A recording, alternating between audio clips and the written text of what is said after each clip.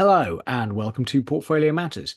Today we'll be talking about the outlook for the oil market, but before I get into it, I will read the disclaimer. Everything discussed during the Portfolio Matters podcast is for informational purposes only and should not be considered as investment advice.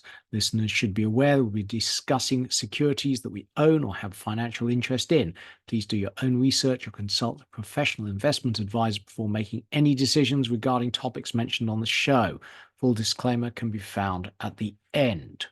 Now, historically, I have made a lot of money out of the oil market because oil prices are highly volatile and highly cyclical. So when oil prices collapse, you know that deters investment, and that lack of investment combined with the natural depletion of existing oil wells means that over time, existing oil production will drop and there will be a lack of new projects coming online, leading to a tight oil market and higher oil prices. And conversely, the high oil prices lead to a slowdown in the world economy and slowdown in demand, and B, a load of new oil operations being planned and implemented, which with a lag come into operation and increase supply, leading to a fall in the oil price. Now, where we are now is that oil prices have been going nowhere for a few years now after the massive drop and then recovery during the pandemic. But medium term, I have a thesis that the oil price should head higher because over the last decade, the oil market has been dominated by US shale. And essentially, all the growth in global oil production has been from US shale. But growth is now slowing and is likely to peak in the next couple of years. In the meantime, there has been a lack of investment in new production capacity. And as shale production peaks and begins to decline, so the oil market should tighten again, leading to higher oil prices. So the question is, how close are we to that scenario playing out? So this is world oil production since 1980. And despite all the prognostications that we are close to peak oil, i.e. peak oil production, the world has kept on producing more oil. We now produce over 100 million barrels a day compared to 60 million back in the early 1980s. But over the last 15 years, the US has been the key marginal producer. US shale has been responsible for all of that. Now, technical point, you'll notice on this chart, the barrels a day are shown to be 22 million barrels a day in 2023.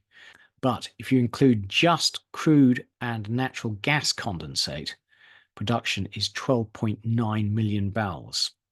Technical point, how you define US oil production depends on how you categorize condensate, i.e. the liquids that can be separated from natural gas. And the US produces a lot of natural gas.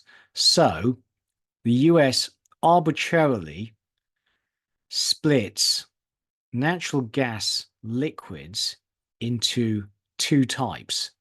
One is called least condensate, and that is natural gas liquids that are precipitated at the wellhead.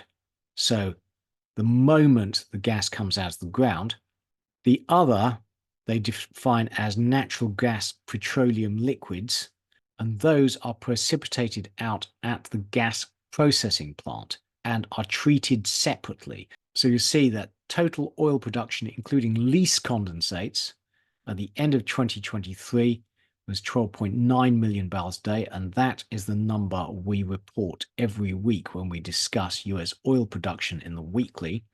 But if you include NGPL, then you get up to 20.9 million barrels a day, i.e., 8 million barrels a day more. If you exclude US oil production, then global oil production peaked in 2016. However, OPEC Plus have taken 2.4 million barrels a day of production capacity offline in order to support the oil price. So there is some artificiality in this number. But even if you add back the 2.4 million barrels a day, you would just get back to peak production.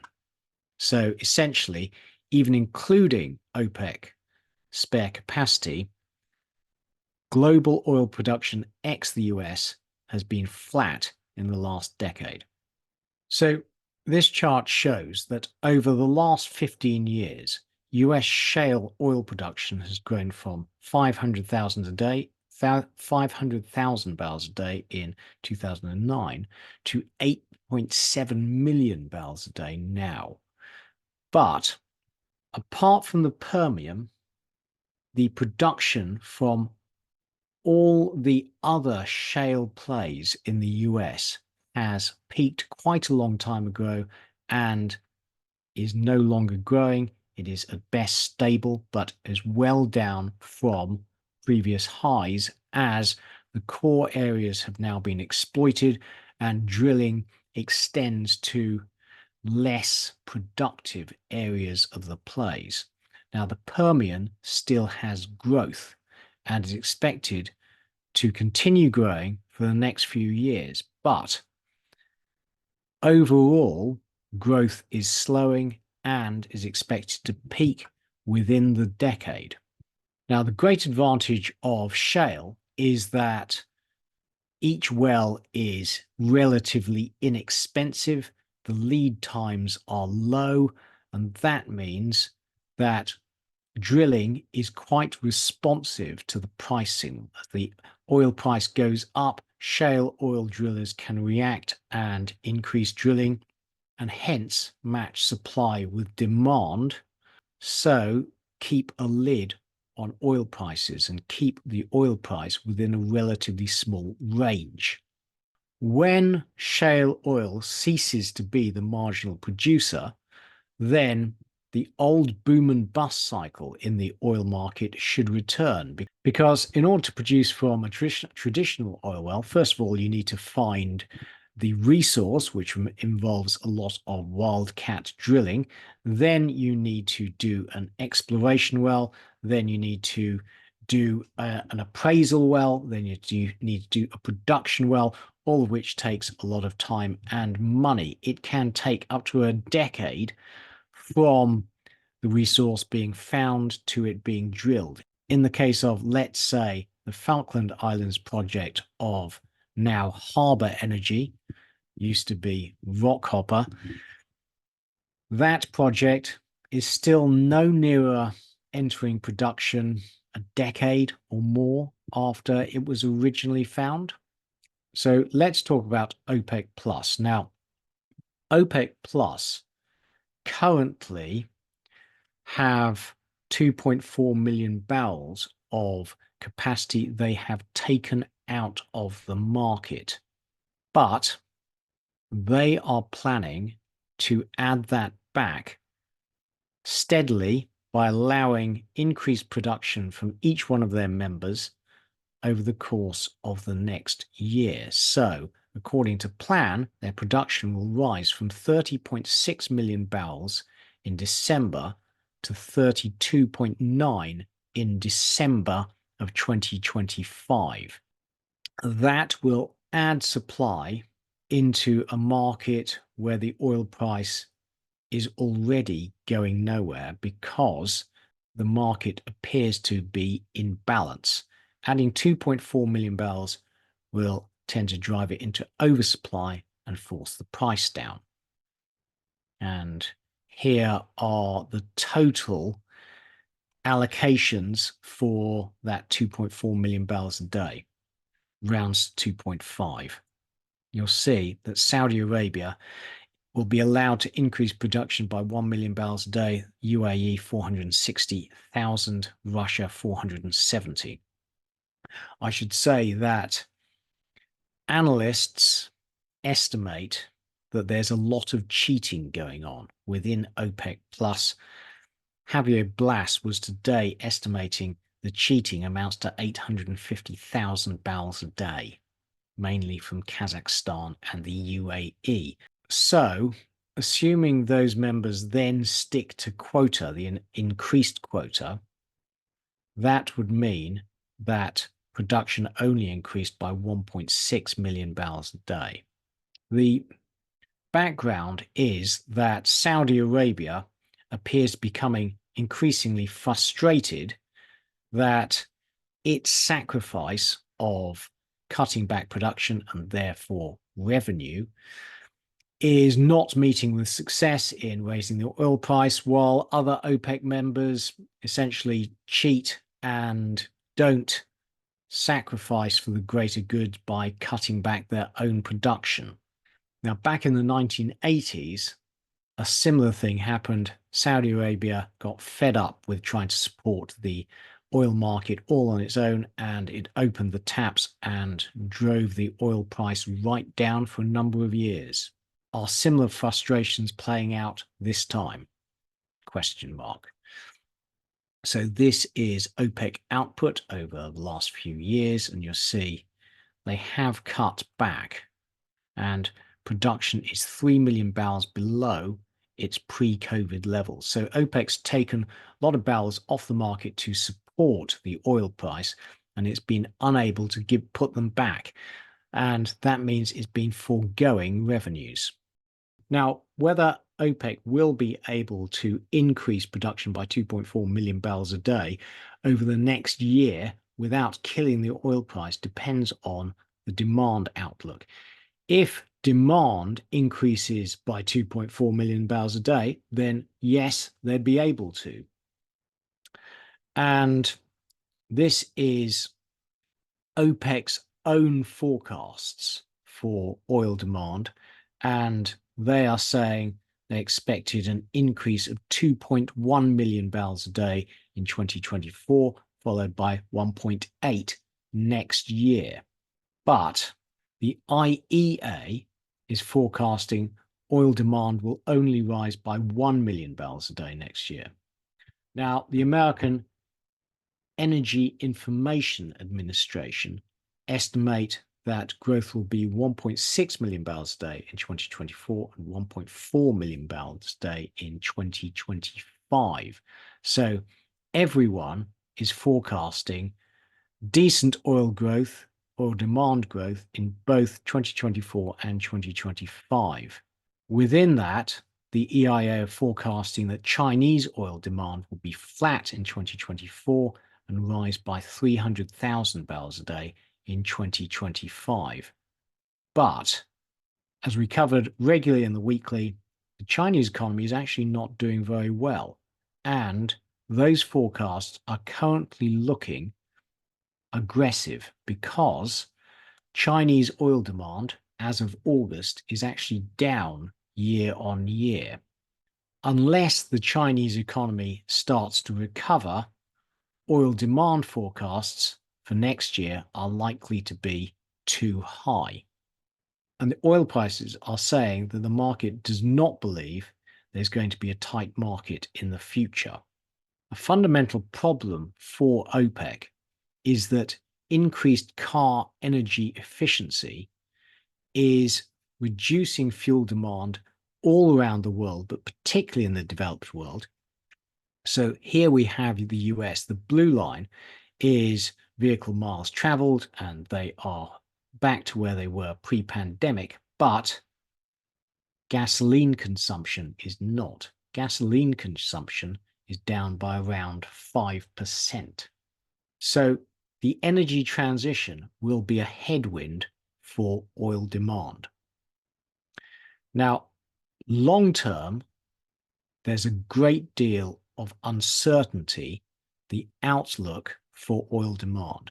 The IEA, which is funded by OPEC, is deeply pessimistic about the long-term oil demand. You'll see that it has oil demand peaking in around 2028, 29, and then beginning to decline.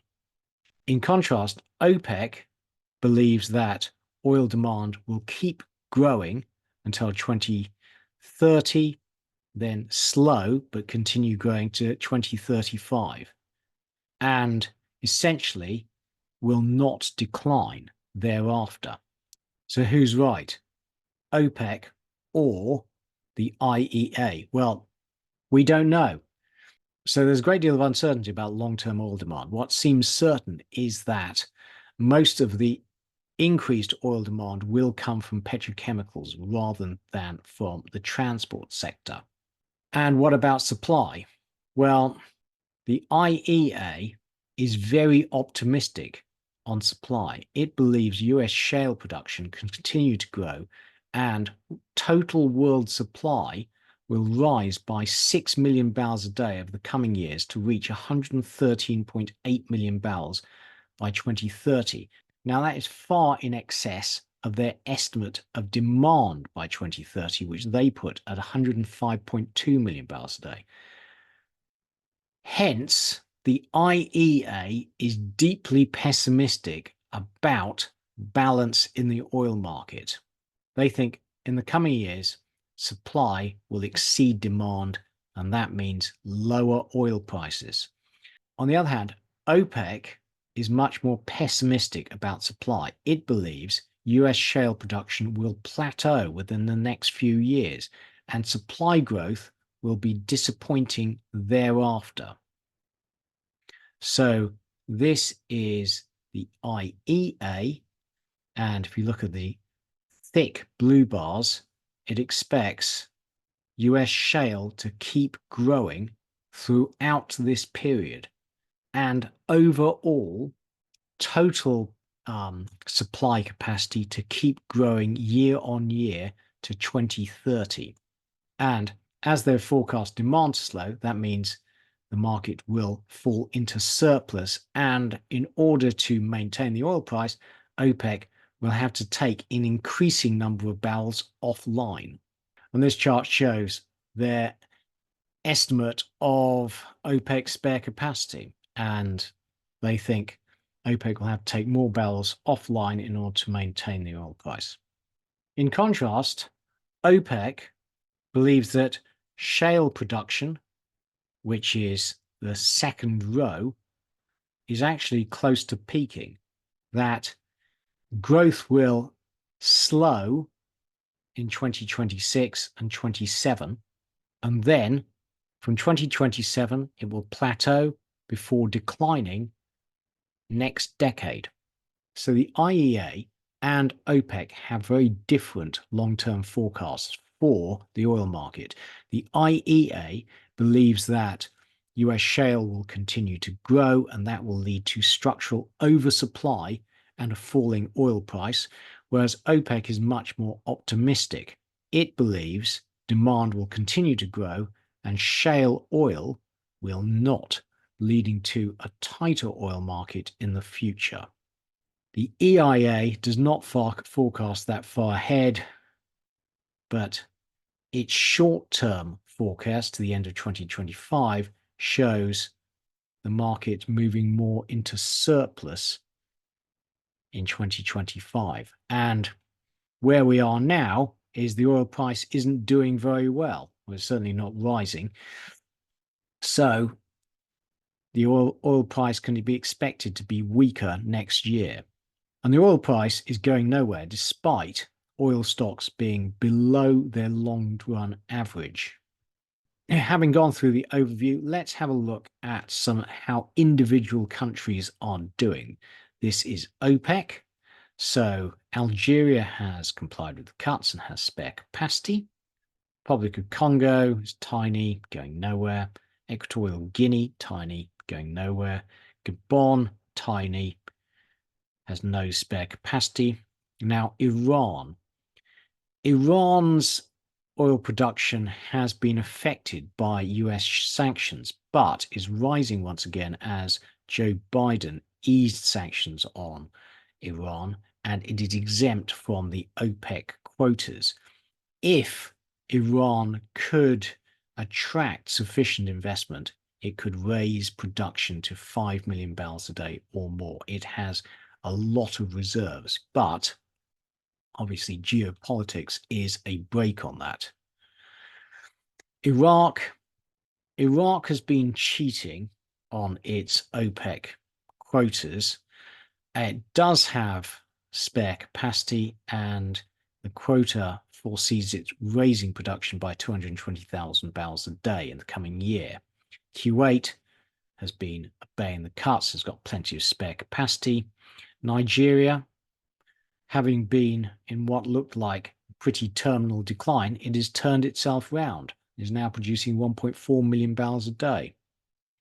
Saudi, it's got a lot of spare capacity. It would like to increase production by 1 million barrels a day in the coming year. The UAE apparently has been cheating. It's added a lot of extra capacity in recent years, and its production quota will increase by 15% in the coming year, the largest rise amongst OPEC members. Venezuela is a story of socialist mismanagement of the oil industry. Since the easing of sanctions, the oil production has recovered a bit, but is nowhere near previous levels, and it needs to attract a lot of investment if it was to get back to previous highs. Reminder, Venezuela has the largest oil reserves of any country in the world, apparently. Moving on to non-OPEC. First of all, Angola. Now, Angola produces a respectable 1.1 million barrels a day, but that is well down from around 1.8 million barrels a day back in 2015. And the country recently left OPEC in order to try and attract Chinese investment to raise its oil production back towards historic levels. So far, there's no evidence that it's working, but early days.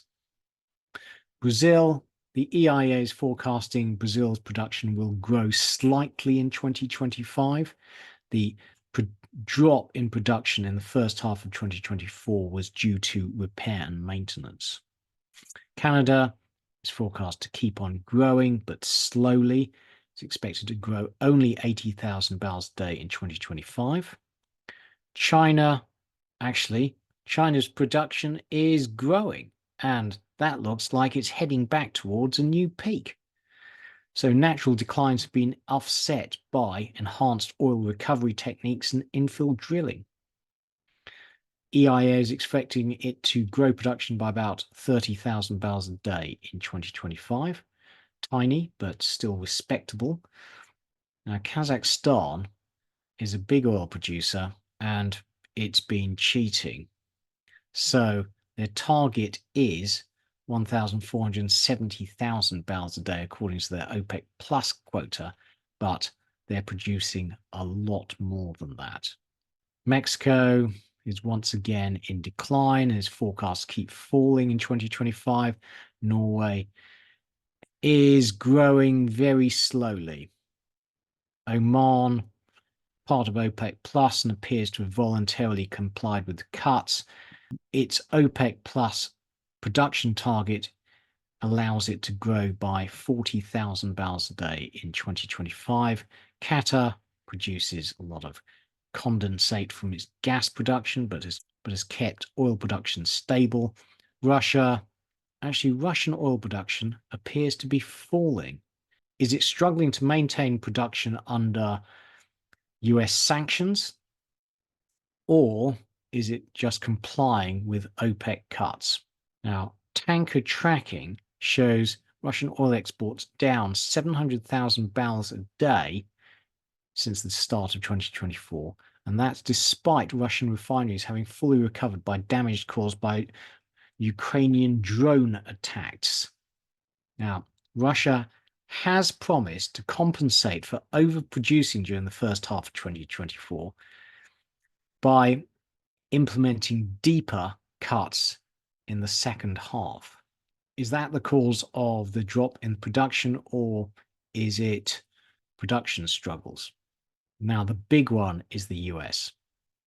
And the EIA, that's not to be confused with the IEA. The EIA is the US Energy Information Administration, and it is forecasting that US shale will keep growing in 2025 and 2026, and is forecasting that total US production will reach 13.9 million barrels a day by the end of 2025. That's an increase of 700,000 barrels a day next year. One of the reasons the EIA is optimistic about US shale production is that as the US shale producers in the Permian have moved out of the core areas into more marginal areas, so their production has become gassier. So for each barrel of oil they produce, they're also producing more gas. Now, regulations mean they're no longer allowed to just flare off that gas. And existing gas export pipeline capacity has become full up to the extent that in its lows last month, oil producers were being forced to pay $5 per million BTU to get rid of their associated gas. So the associated gas, rather than being a source of profit for Permian oil producers, became a cost. But within the next few weeks, the Matterhorn Express pipeline from the Permian Basin to Houston will open, and that will provide a conduit for exporting all this excess gas. At that point, the price of gas can be expected to rise, and that will improve the well economics in the Permian and encourage more drilling. So the EIA is forecasting oil supply will grow by 2.2 million barrels a day, and that assumes that OPEC increases production by only 730,000 barrels a day rather than the 2.4 million barrel a day increase in their allocated production quotas. Now, I've had a look at their forecasts for non-US, non-OPEC plus countries, and because 770,000 barrels a day for 2025 seemed a big number, and it's not due to any one country, but rather incremental growth everywhere. So if we look at the EIA's forecasts for global oil production, then they're forecasting that overall oil production will grow by 4.4 million barrels a day between June 2024 and November 2025. And reminder, they're not assuming OPEC fully opens the taps and implements its full 2.4 million barrels a day production quotas. So in summary, in the near term, all the forecasters suggest the oil market looks well supplied. And that is particularly true if China continues to struggle economically. It has been a key driver of demand over the last 20 years.